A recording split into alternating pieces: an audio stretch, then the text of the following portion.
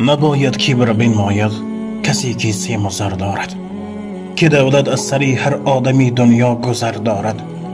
بیایید دوستان در زندگی غمخوار هم باشیم، که فردا جسم ما بر خاک گورستان سفر دارد.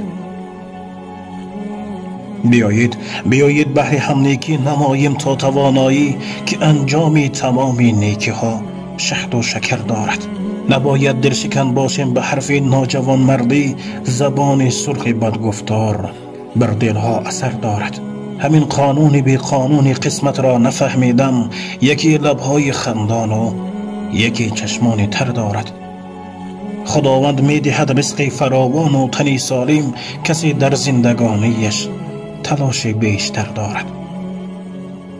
سرودی محکمی محکم نماید دشمنی ها را، به خود آیم الا یاران خدا ما را نظر دارد. به خود آیم الا یاران خدا ما را نظر دارد.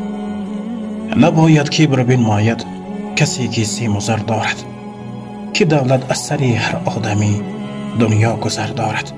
بیایید دوستان در زندگی غمخوار هم باشیم، که فردا جسم ما بر خاک گورستان سفر دارد. الله سبحانه و تعالی آخرت هر یک ما و شما را بخیر گردانه و قلم این برادر ما اکی جمشید محکم پر را بر را گرداند. و السلام علیکم و رحمت الله و برکاته. با احترام دوست و برادر شما امید رحمت.